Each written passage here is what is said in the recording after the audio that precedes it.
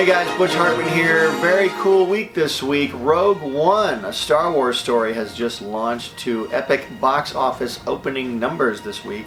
I went and saw it. I really liked it. I gotta be honest with you, I'm a real diehard Star Wars guy, but the only two movies that I've ever really loved out of Star Wars, I'm talking loved, like love them, are the original Star Wars, which I call Star Wars. Everyone else calls it Star Wars New Hope, but I call it Star Wars. The original Star Wars movie and Empire Strikes Back. Those are my two all-time faves. I kind of like Jedi. I think Jedi's got some good stuff about it.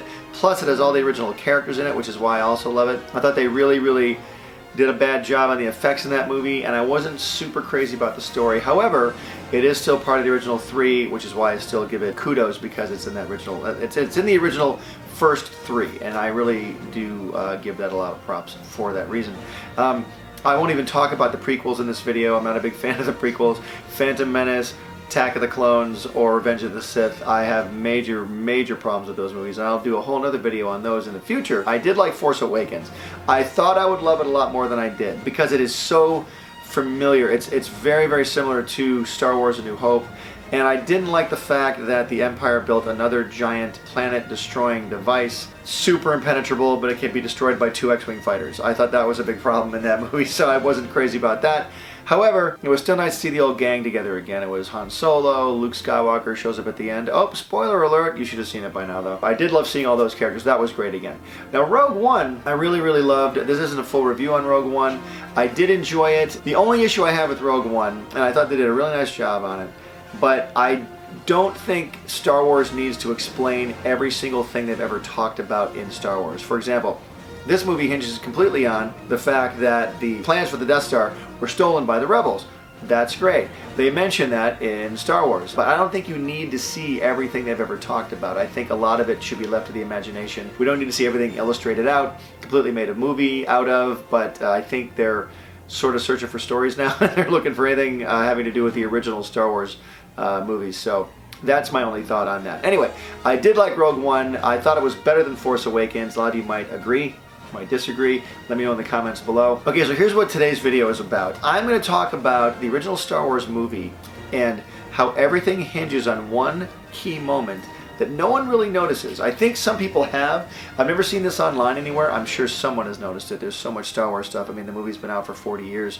And I think actually 2017 is the 40th year of Star Wars, which was mind-boggling to me.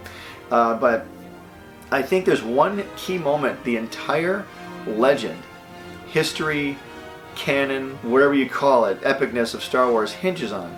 And it's the moment where, no, it's not where Luke discovers he has the Force. Use the Force, Luke. No, it's not when Luke gets his father's lightsaber for the first time. No, it's not when Darth Vader strikes down Obi-Wan Kenobi. It's not that. It's not those moments. The moment is when we first see Luke Skywalker come out of his little underground house where his family, Uncle Owen and Aunt Beru, with the blue milk, where they live underground on Tatooine, because they have to take shelter underground because it's so hot. He comes out and his uncle's buying a new droid, right? And they have the Jawas there. The Jawas have captured 3PO and R2, and they're on the sandcrawler with all the other droids. Uncle Owen buys 3PO. Can you speak Bocce? Of course I can, sir. It's like a second language to me. I'm a All right, shut up. I'll take this. And then he buys the red droid, R5-D4. I'm a geek, I know this. R5-D4. Buys the red droid, and the red droid starts along. The red droid's going to become part of Luke's family. So there goes 3PO, leaving R2. R2 even starts screaming at 3PO. He's screaming and 3PO ignores him because 3PO can't help him at this point. And one of the Jawas even comes over and shuts down R2. Shuts him down with a little controller stick, because R2 has the little control bolt. They've welded onto his body. He shuts down R2. Now R2 is going to be left in the dust. There's no R2. But then what happens? The red droid blows up. The red droid explodes. And the red droid is now not functioning. And Luke says, Uncle Owen, what about that one? And then Uncle Owen goes, what about that blue one? Here comes R2. C-3PO heartily endorses him. I've worked with him before, sir. And R2 becomes part of Luke's family. If that red droid had not blown up at that moment, Luke never would have seen Princess Leia's message. And Luke probably never would have left Tatooine. Here's what I think would have happened. The entire Star Wars universe storyline hinges on this. If this droid had not blown up, R2 would have probably stayed on the sandcrawler with all the other droids. And the Imperial forces, all the stormtroopers, would have destroyed the sandcrawler, they would have gotten R2. Look, sir, droids. They would have destroyed R2, gotten the Death Star plans out of R2, and the rebellion never would have happened. The rebellion would have been stopped right there. I mean, the rebellion was happening at that point. The Death Star wouldn't have been destroyed. The Death Star would have been a force of fear in the universe if that red droid hadn't blown up. Now, let's take it a step further. So now you've got Luke Skywalker, he's got the red droid, let's say it hadn't blown up, R5-D4, and he's got 3PO, and he lives with his uncle and aunt, and just, there's R2 right there. That's my phone, actually, my phone message. Let me turn that off. So now Luke is just going to stay on the planet Tatooine for God knows how long, because I know he has dreams of going to the Academy. I'll be at the Academy next season. But there's really no rush now, because the rebellion's been destroyed because of the Death Star. There is no rebellion anymore.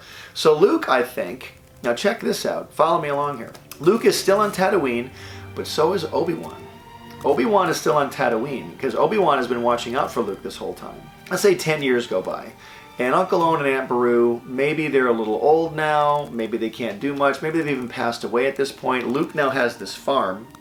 But I would say this, because of 3PO helping him with the moisture evaporators, I'll bet Luke is able to make more money as a moisture evaporator farmer. I'll bet 3PO has helped Luke increase his wealth and his influence on the planet. I bet Luke becomes a very, very successful moisture evaporator farmer. Doesn't sound sexy, but check it out. Luke has got all this money now, and Luke is becoming a major influence on Tatooine.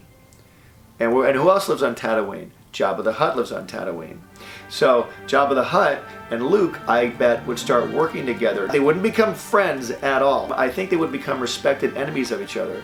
Like, keep your friends close but your enemies closer sort of thing. I also think that by this time Obi-Wan gets involved, and Obi-Wan comes to Luke and tells him who he is. I used to be a friend of your father's. You're a Jedi, blah, blah, blah. And Luke does have the Force. Luke is filled with the Force. He can do things that other people can't do. So I think because of that and his monetary influence, I think Luke has a lot of influence over the people of Tatooine. I think Luke even learns how to use the Force through the help of Obi-Wan and becomes, hang in, the ruler of Tatooine. That's what I think Luke would do. He would rule Tatooine. But because of the rebellion being shut down and the Death Star still being out there, there's nowhere safe in the universe to really go, except for the planet Tatooine. I think Luke makes Tatooine into the safest place to go. And I think everybody goes there. I think that's where you want to go if you want to stay safe, if you want to get away. I think Luke has a way of hiding Tatooine from the Imperial eyes. I think Luke can use the Force to almost cloak Tatooine. So Luke becomes this major galactic influence without ever becoming an actual Jedi or wielding a lightsaber in any way. I can sort of see Luke riding on a bantha, you know, like kind of going from city to city on Tatooine, making sure that everything is taken care of, sort of being like the boss of the planet, making sure that everything's okay at Mos Eisley, and making sure that things are okay at the Tashi Station, you know, where the power converters are, making sure that they keep turning out power converters. The drawing I got here is a pretty cool bantha, but I mean, maybe he's got the biggest bantha of all, or maybe the toughest one, I don't know. But anyway, it's just a loose concept piece of art. But I think he would just be the enforcer of Tatooine, just make sure that it's run well so that everybody in the galaxy who comes there feels safe. He's sort of like the, I guess you'd say, the kingpin of the planet, but in a good way. Let's jump over to the Imperial side now. Let's jump over to the Darth Vader end of things, because Darth Vader is still Darth Vader. He's still out there. He's a major scary guy in the universe. He's threatening planets. He's blowing things up. They have the Death Star. They can do whatever they want. Now, Leia tried to get a message to Obi-Wan, but because the red droid didn't blow up, they got R2. The plans are in the hands of the Empire. They now take Leia to Darth Vader, and Darth Vader tells her that he is her father. So I think a very cool way to do this story would be to have Leia become an apprentice to Darth Vader, and she becomes an evil Jedi. She follows in her father's footsteps, and they kind of rule the galaxy as father and daughter. So she is now Darth Leia, or whatever her name would be. I don't even know. I can't even think of a cool name. Maybe you can think of a cool name for her. Let me know what you think would be a cool name for Darth Leia. Darth Leia? Maybe. Anyway, I don't know. But I think she would be a very, very scary person to deal with. And I think eventually she'd have to deal with Luke. And her and Luke would have to fight. Luke would really discover his Jedi powers at that point. Now that's a cool way to take that, I think. There's one other character, a couple of characters we haven't really talked about, and that's Han and Chewie. The way Han and Chewie met Luke in the original movie was Luke has heard the message from Leia, he's hooked up with Obi-Wan, they've got to get to Alderaan and meet Leia. I'm Luke Skywalker. I'm here to rescue you. You're who? They need a ride there, so they meet Han Solo and Chewbacca. That's how Han gets tied up in this whole story. But without that red droid exploding, Luke doesn't need a ride to Alderaan. Han Solo now is in the cantina by himself, and he is there with Chewie, and he meets Greedo. And Greedo comes up on him. Han's original line to Greedo is like, tell Jabba I've got his money. Well, now he doesn't have his money because Luke isn't going to get a ride from him, and Han will never get the reward for delivering Luke to Leia, so Han has no money. So Greedo takes Han prisoner, but I think that Han and Chewie get taken to Jabba the Hutt at this point. So I think what happens is Han starts working for Jabba to pay off the debt, and Han becomes kind of a bounty hunter for Jabba. He has to take out all of Jabba's enemies, and he basically becomes a bounty hunter like Boba Fett. Somehow Han becomes Boba Fett, or a Boba Fett-like character with his super tough Wookiee at his side, because Chewie will never leave Han's side. A lot of these characters become a lot darker than they would had that red droid not exploded. The entire Star Wars mythology, think about it, that red droid doesn't blow up, the whole story changes. So that's sort of my version of what I think a very, very cool alternate reality Star Wars story would be. What'd you guys think? Did you like that story?